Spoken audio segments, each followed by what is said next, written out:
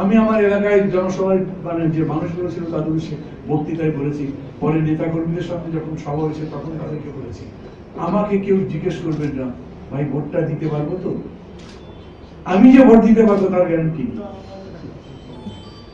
আমি যে মুক্ত থাকতে পারবো তার গ্যারান্টি কি? বেগম জিয়া কোন অপরাধ ছাড়া যদি 5 বছর 7 বছর 10 বছর মোট 17 বছর একটা কারাবরণের নির্দেশ পেতে পারেন, তাহলে আমাদের কারো গ্যারান্টি আছে?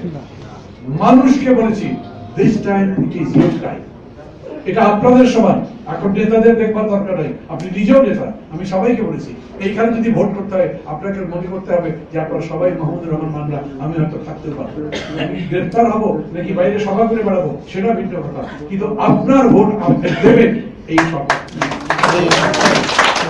লড়াইটা এখন বিএনপির একার নয়, লড়াইটা নাগরিককে একার নয়, ডক্টর জাফরুল্লাহর একার নয়, লড়াইটা 8 কোটি ভোটারের লড়াই। প্রত্যেকে ভোট দিতে হবে, মানুষকে সেইভাবে উদ্বুদ্ধ করবার চেষ্টা করতে হবে, এর বিকল্প তো কিছু নেই। বলেন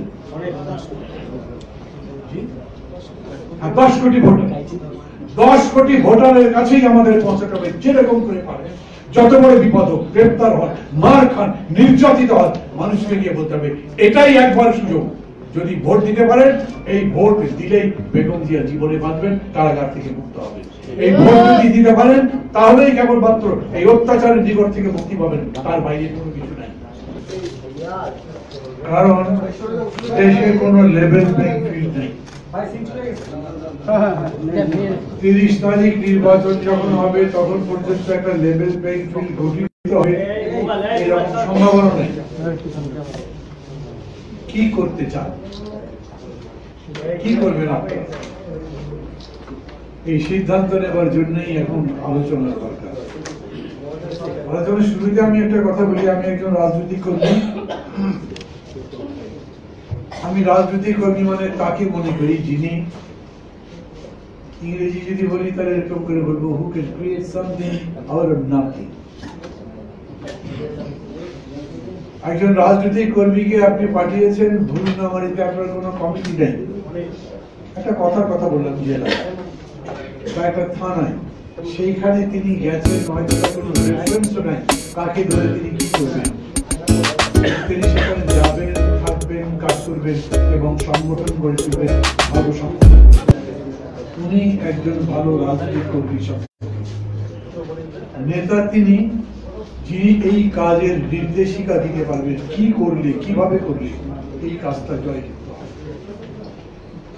এখনকার বাস্তবতা কি? খায়রুল কবির খোকনকে গতকালকে গ্রেফতার করেছে, ভোট কয়দিনে। নির্লজ্জ একটা প্রশাসন আর নির্লজ্জ একটা নির্বাচন কমিশন, তার চাইতে নির্লজ্জ হচ্ছে প্রধান নির্বাচন কমিশন। উনি বলেছেন পুলিশ এখন আমার কথার বাইরে নাই, তো তাহলে খায়রুল কবির খোকনের গ্রেফতার সেটাও আপনার কথার মধ্যে হয়েছে। হি ইজ দি অ্যারেস্ট, ঠিক বললাম। গ্রেফতার যিনি করিয়েছেন তিনি এই প্রধান নির্বাচন কমিশন, নাহলে নির্বাচন কমিশনের প্রার্থীকে কিরকম করে গ্রেফতার করে পুলিশ? ওনার তো বলবার কথা অবিলম্বে এই গ্রেফতার বন্ধ করবার জন্য আমি নির্দেশ দিয়েছি, কিভাবে গ্রেফতার করেন ছেড়ে দেন। বাংলাদেশে এরকম হয়েছে না, প্রবীর শিকদার বলে একজন সাংবাদিক, তার নামে মামলা হয়েছিল, তাকে রিমান্ডে নেওয়া হয়েছিল, রিমান্ড থেকে রাত্রে 12টার সময় তাকে ছাড়িয়ে নেওয়া হয়েছিল। তো প্রধান নির্বাচন কমিশনার বা নির্বাচন কমিশন এইটা বন্ধ করতে তার কি 7 দিন ধরে গবেষণা করতে হবে? উনি সরকারের তলবি বাহক, সরকারের এজেন্ডা বাস্তবায়ন করবার জন্য ওইখানে আছেন। এখন কি করবে? এখানে মওদুদ ভাই আছেন, আমি বলা তো একটু ব্যাধই হয়, উনি আমার চাইতে অনেক বিজ্ঞ, প্রাজ্ঞ, অভিজ্ঞ এবং পজিশনেও দায়িত্বের দিক থেকে, শক্তির দিক থেকে বড় জায়গায়। মূল কথাটা হয়তো উনি বলবেন, কিন্তু আমি আমার জ্ঞানী বুদ্ধিতে মনে করি আমার কাছে আর কোনো বিকল্প নাই। আমি কি আমেরিকার কাছে যাব, ইউরোপিয়ান ইউনিয়নের কাছে যাব, গিরগির করতে থাকবো আমাকে সাহায্য করো? ইন্ডিয়াকে যে কোনো ভাবে সন্তুষ্ট করে তবু একটা লেভেল বানাবার চেষ্টা করো, সেই কাজ করব? আচ্ছা করেন, ওরা যে আপনার পক্ষে করবে তার কোনো গ্যারান্টি আছে? ওরা তো তাদের স্বার্থ দেখে করবে। হয়তো 10 কদম যাবে, যাওয়ার দরকার 50 কদম, বাকিটা যাবে না। কি করবে? এই দেশ এখন এই স্বৈর শাসনের থাবার নিচে। যেরকম মুরগির বাচ্চা নিচে হাঁটেও জানে না উপরে কখন ছবল মেরে চলে যায়, ওই রকম ছবল তুলে এই স্বৈরাচার বসে আছে। এবং তারা নিজেদেরকে জায়েজ করতে হবে বলেই এরকম নির্বাচনের একটা খেলা সাজিয়েছে। আপনি সেই খেলা খেলবেন না বলতে পারেন, কিন্তু সেটা বলেননি। অনেক হিসাব করে চিন্তা ভাবনা করে সিদ্ধান্ত নিয়েছেন এই খেলায় আমাকে অংশ নিতে হবে। আমি কি ঠিক বললাম? যদি ঠিক বলি তাহলে এই খেলা আপনাকে খেলতে হবে, তারপরে বিকল্প। আজ অনেকবার করে নাম বলবেন, এই যে ব্যারিস্টার মঈনুল হোসেন, উনিও ডক্টর জাফরুল্লাহ চৌধুরীর মতো কোন রাজনৈতিক দল তো করেন না, তবু আসছেন, দেশকে ভালোবাসেন বলে।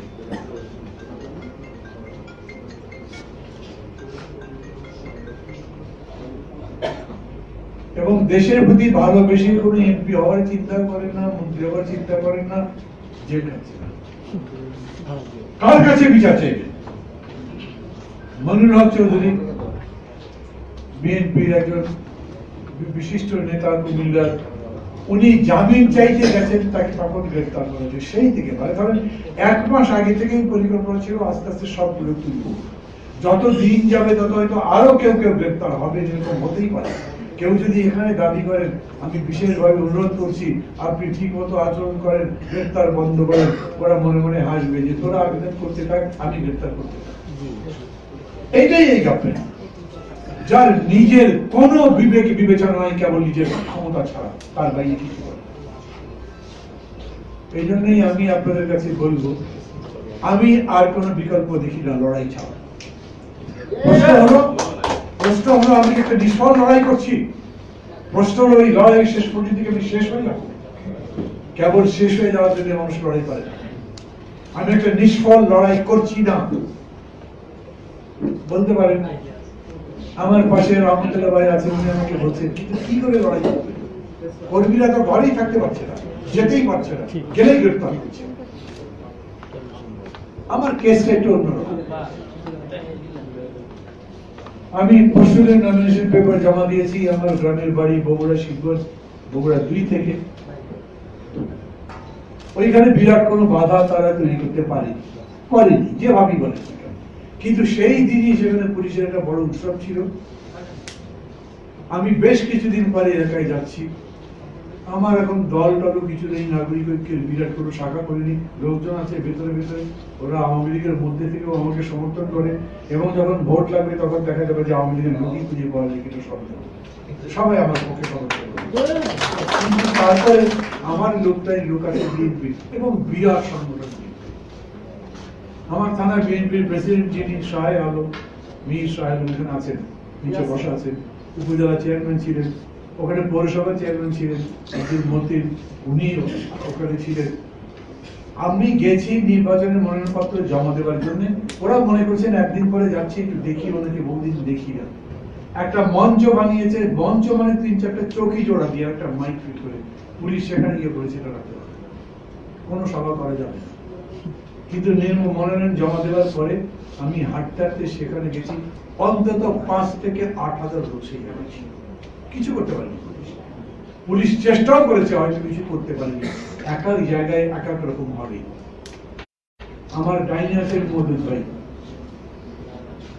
আমার ডাইনি উনি থাকলে কি, ওনার ডাইনি আছে ওবায়দুল কাদের। এবং ওবায়দুল কাদের বুঝতেই পারেন, বাঁকা টাকা করে খুব সুন্দর করে কথা বলে এবং ঘরের মধ্যে আটকে রেখে বলেন যে আপনার জন্য তো আবারই তো একেবারে কবিতার মতো করে বলেন যে এই অবলীলায় মিথ্যা কথা বলবার মতো যোগ্যতাও ওদের আছে। এখন মওদুদ ভাই কি করবেন? মওদুদ ভাই অবশ্য উনি বলতে পারবেন, কিন্তু আমি ওনার ব্যাপারে খুব বাদ করি। অনেকগুলো কারণ আছে। আমি যখন জেলে ছিলাম তখন ওনার পুত্র মারা গেছিল এবং উনি ওই পুত্রকে নিয়ে সিঙ্গাপুর গেছে। এয়ারপোর্টে যাওয়ার পরে অ্যাম্বুলেন্স পাচ্ছিলেন না, সব পেপারে পড়ে আমি মনোর উপরে দুটো লেখা লিখেছিলাম, ওনাকে দেখাতে পারিনি। আমি ওনার খোঁজ খবর নেওয়ার চেষ্টা করি। আমি তার এলাকায় যখন খবর নিচ্ছি, এলাকার কথা আমি শুনছি, সমস্ত মানুষ বলছে সুযোগ পেলে আমরা দেখিয়ে দেবো। সারা বাংলাদেশ একই কথা বলে, যত খারাপ অবস্থা হবে বলে যে খালি একবার সুযোগ যদি পাই তাহলে আমরা এই সরকারকে। আমি নেতা কর্মীদের উদ্দেশ্যে বলি, আমি আমার এলাকায় বলেছি, আজকেও এখানে বলি, হতাশার সভায় সভাপতিত্ব করবার ইচ্ছা আমাদের কারণ নয়। কোন হতাশা ছড়ানো আমাদের কোনো কাজ নয়। আমি জানি খুবই কঠিন লড়াই, প্রায় অসম্ভব লড়াই, কিন্তু সেটাকে সম্ভব করে তুলতে হবে। সেই লড়াই করবার জন্য আমরা তার কোনো বিকল্প নেই।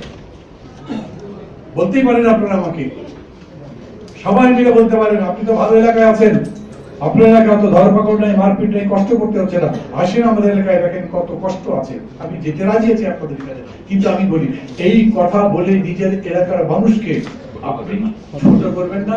মানুষের শক্তিকে বিশ্বাস করেন এবং চেষ্টা করেন এর মধ্যেও তাদেরকে সন্দেহ। কারণ আমি আবার বলি, এর ছাড়া আপনার কাছে কোনো বিকল্প নেই।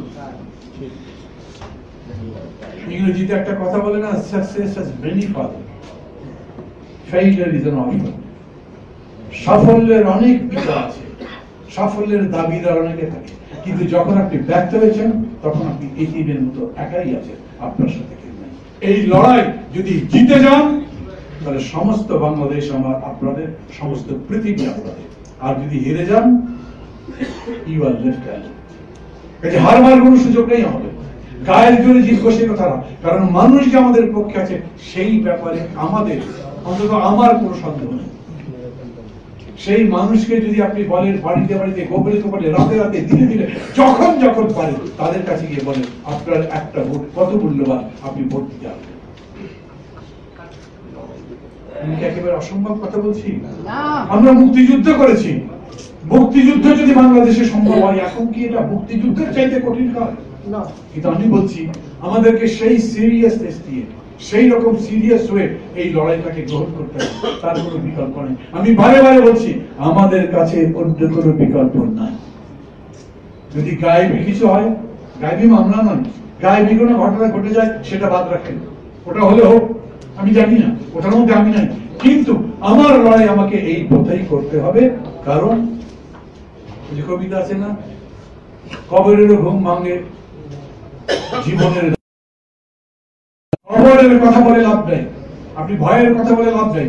ভয়ের চাষ করবেন না, হতাশার চাষ করবেন না, বরঞ্চ নিজের মনকে আগে আশাবাদী করেন, শত অত্যাচারের মধ্যে আমি জিতবো, সেই লড়াই করবার জন্য নিয়ে যাও, মানুষের কাছে যাও, তাদেরকে বোঝান এবং তাদেরকে সংগঠিত করবার চেষ্টা করেন।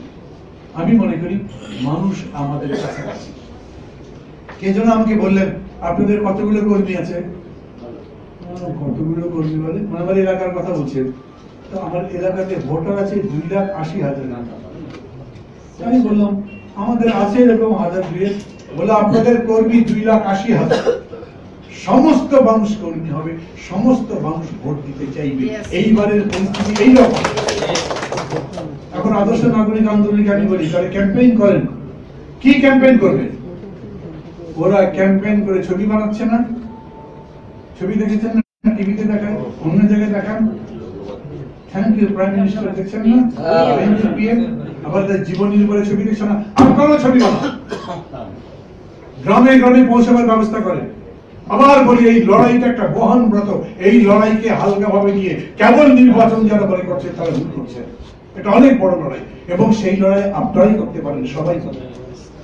মানুষকে যদি দেখান, বরঞ্চ যদি পারেন বিএনপি নেতাদের কাছে আমি বলি বেগম জিয়ার উপর, জীবনের উপর ছবি বানান, ছোট ছোট ছবি বানান, জিয়া রহমানের জীবনের উপর ছবি বানান, সবার কাছে দেন আপনারা কি করতে চান তার উপর ছবি বানান। সমস্ত লোককে ডাকেন, কারা কারা গান বানাতে পারে গান গাইতে থাকুন, নাকি গান গাইতেও বাধা দেবে। গ্রামে গ্রামে, পাড়ায় পাড়ায়, হাটে হাটে যদি গান পর্যন্ত গাইতে হয়, এখনো সময় আছে 21 দিনের মধ্যে। যে 21 দিন নির্বাচনী প্রচারণার দিন, ওই 21 দিনের মধ্যে বিপ্লব ঘটিয়ে যাবে, যেটাকে আমি জানতাম। কথা লম্বা করবো না, আবার বলি যেহেতু এটা একটা লড়াই এবং আমাদের কাছে বিকল্প নাই, আমি বলি বিকল্প নাই। আমাদের পরাজিত হওয়ার সুযোগ নেই, আমাদের পিছিয়ে হতে পারার সুযোগ নেই। আমাদেরকে লড়াই করতে হবে, সামনে এগোতে হবে, কারণ সামনে অবারিত মাঠ, পুরো মাঠ। আমি চাষ করবো, ফসল ফলাবো এবং সেই ফসল দিয়ে আমার ঘর ভরে তুলবো। খোদা হাফেজ।